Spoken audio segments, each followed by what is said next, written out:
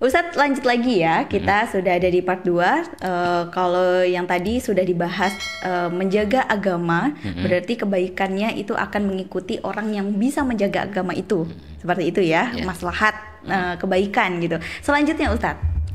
Yang kedua, yang dipandang dalam agama perlu dijaga dan disikapi dengan sikap yang tegas adalah masalah nyawa. Masalah nyawa. Ya, nyawa itu bukan perkara yang remeh dalam agama, tapi dia perkara yang sangat besar. Oh, Allah sebutkan ya dalam Al-Quran, "Faman qatalan nasa faka'annama qatalan nasa jami'ah." Barang siapa membunuh satu nyawa, dia seakan-akan telah menghilangkan seluruh nyawa.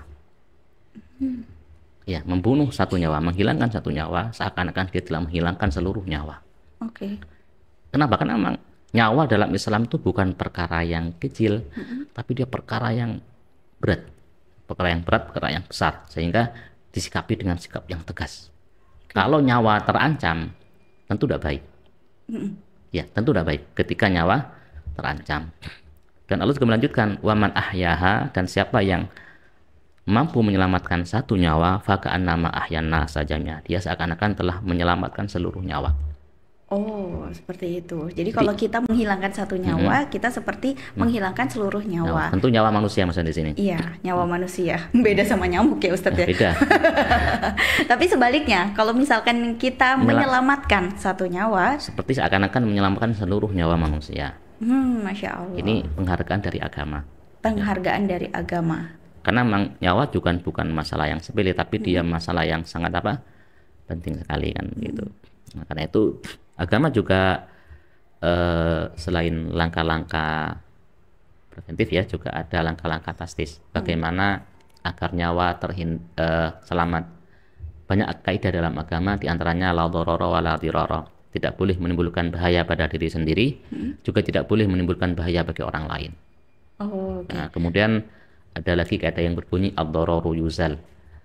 Segala macam bentuk bahaya itu harus dihilangkan. Itu dalam rangka apa? Dalam rangka menjaga nyawa. Walaupun tingkat bahaya itu kan macam-macam. Ada yang tingkat bahayanya biasa, sedang, ada parah. Sampai ada istilah gak bahaya kan begitu. Ya bahaya tapi nggak sepiro. Nah, itu berarti bahayanya yang apa? Yang sedang, yang biasa. Memang nggak sepira kan biasa berarti. Nah, oleh karena itu masalah nyawa ini memang bukan masalah kecil, tapi masalah yang sangat berat.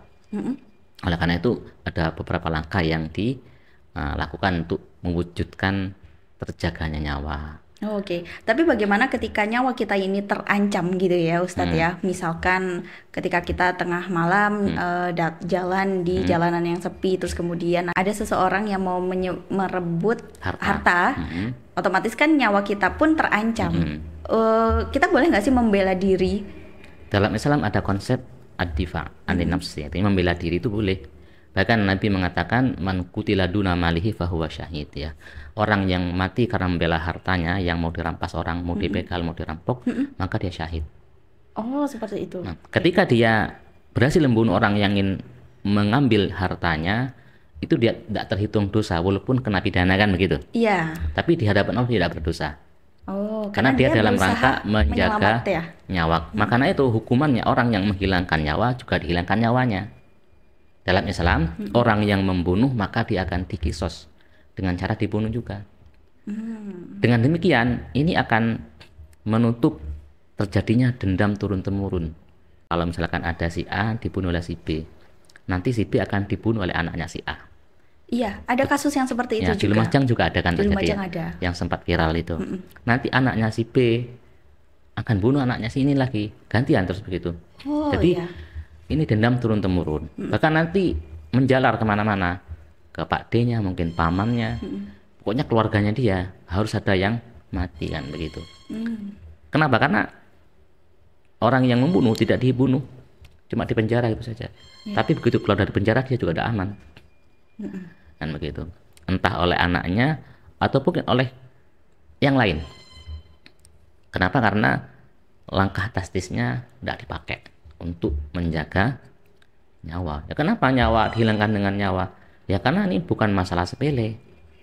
Karena orang tidak ada yang mungkin nyawanya diganti dengan uang. Iya. Tidak ada orang yang mau nyawanya diganti dengan uang. Anak kita dibunuh, kita diganti uang 500 juta misalkan, kita tidak akan pernah rela. Benar. Oleh karena itu Islam juga memandang demikian. Nyawa itu bukan perkara kecil, itu perkara besar yang ia harus juga disikapi dengan sikap yang serius juga. Dari langkah preventifnya juga dibuat, misalkan yang haram-haram, yang membahayakan itu Allah haramkan. Itu kan semua dalam rangka apa? Menjaga nyawa. Kemudian diharamkan juga dalam agama menaruh hal-hal yang bisa membahayakan nyawa orang lain. Maka Nabi memberikan apresiasi kepada orang yang menyingkirkan hal-hal yang mengganggu di jalan. Bahkan Nabi menjadikannya sebagai ciri-ciri keimanan. Di antaranya imatatul adza anit thoriq. Menyingkirkan hal yang mengganggu di jalan itu adalah ciri-ciri keimanan. Oleh karena itu di sini menjaga nyawa akan terwujud yang namanya kebaikan. Nah, kan ketika Allah membahas tentang qisas, Allah berfirman walakum fil qisasi hayatun. Bagi kalian dalam hukum qisas ada rasa jaminan untuk bisa hidup lebih baik. Kenapa? Karena tidak mungkin ada orang berani bunuh orang karena nyawanya dia juga terancam. Bahkan ada 10 orang merencanakan membunuh 1 orang. Nanti 10-10 karena bunuh semua. Oh gitu. Sehingga mereka pun juga ada keberanian nanti. Kenapa? Karena nyawa mereka juga hilang. Kalau yang hilang cuma hartanya, mereka mungkin masih bisa nyari harta lagi. Tapi kalau yang hilang nyawanya, mau nyari di mana kan begitu? Benar. Oke, jadi kalau misalkan kita nyawanya terancam, kita ini boleh ya boleh. Untuk membela diri boleh. Gitu. Soalnya banyak sekali kadang yang merasa takut untuk membela diri, ya takutnya nanti apa ya ada sesuatu di kemudian hari kayak gitu, Ustadz. Ya sebenarnya sih kalau misalkan dilihat dari sisi agama nggak apa-apa untuk membela diri. Boleh. Gitu ya, boleh. Oke, selanjutnya Ustadz. Yang ketiga yang dipelihara oleh agama ya, yang dipelihara maqasid syar'i yang ketiga adalah menjaga akal. Gitu. Kenapa? Akal itu juga posisinya penting dalam agama. Sampai orang yang tidak berakal, dia tidak wajib menjalankan kewajiban agama. Tidak dosa orang tidak berakal itu. Ada orang gila telanjang pinggir jalan, tidak apa-apa, namanya orang gila. Iya, bukan soal aurat lagi sekarang ya. Karena memang dia tidak punya akal. Ada orang gila dia tidak sholat, tidak dosa juga dia. Kenapa? Karena hilang akalnya. Oleh karena itu akal sesuatu yang sangat krusial bagi manusia. Seganteng apapun orangnya, secantik apapun, kalau tidak ada akalnya, nah itu apa nilainya? Nggak ada nilainya. Nggak ada nilainya. Sekaya apapun orangnya, kalau akalnya hilang juga hartanya kan gitu nanti. Karena akalnya dia sudah Sudah tidak ada. Nah, karena itu akal itu juga merupakan hal yang dijaga dalam agama. Dan ini sebagai pembeda juga ya antara manusia dengan makhluk hidup lainnya, gitu ya. Tentu itu juga salah satunya itu. Cuma memang akal itu memang dijaga. Apa langkah preventifnya? Allah melarang berbagai macam hal yang bisa merusak akal. Khamar, arak ya, kemudian narkoba, hal-hal yang bisa merusak akal manusia, semuanya Allah haramkan. Maka dari itu nggak boleh gitu ya. Mendekati boleh. Juga nggak boleh. Bahkan untuk circle pun juga, circle pertemanan, kalau misalkan kita tahu teman kita mungkin ada yang seperti itu, harus cepat-cepat kita jauhi gitu ya Ustadz ya. Ya tentunya demikian. Kenapa? Karena akal itu dia bisa menghalangi orangnya untuk jatuh dalam keburukan. Ketika Allah mengatakan ulun nuha ya, akal di dalam bahasa Arab disebut juga dengan an-nuha atau an-nuhyah. An-nuha itu kalau dari akar katanya, dari kata-kata naha yanha ya, artinya melarang. Kenapa disebut dengan nuhyah? Karena orang yang punya akal akan menghalangi orangnya untuk menjatuhkan dirinya dalam kerusakan. Karena itu orang kalau akalnya normal, di sebenarnya ada jurang, dia naik motor, tidak mungkin dia nyeburkan langsung dia dengan motornya ke jurang kan. Itu kenapa? Karena dia masih punya akal. Oleh karena itu akal dalam hal ini sangat dijaga dalam agama. Dan orang yang melakukan aktivitas merusak akal ada hukumannya. Ada hukumannya. Dalam agama ada hukumannya. Orang mabuk itu ada hukumannya dalam agama. Dipukul, dicambuk kan begitu. Tapi kalau nanti lihat dampaknya juga, kalau dampaknya sampai menghilangkan nyawa orang, dihilangkan juga nyawanya. Oh, seperti itu. Jadi kayak sebuah peringatan ataupun juga hukuman saja ya Iya. untuk orang-orang yang mungkin berusaha menghilangkan akalnya gitu, apalagi dengan mengkonsumsi obat-obatan terlarang, khamar, mabuk-mabukan. Tapi kadang ada yang orang mungkin ya berakal, dia minum khamar hanya untuk menenangkan diri, katanya. Iya, betul. Memang Kayak gitu. tidak kita pungkiri orang-orang nyari solusi dari permasalahan hidupnya dengan menggunakan akal dan nafsunya, sehingga ketika dia pusing dengan banyak hal, biar dia lupa, dia mabuk kan gitu. Toh nanti begitu sadar dia ingat lagi kan begitu. Itu tidak menyelesaikan masalah sebetulnya, hanya merusak tubuh mereka.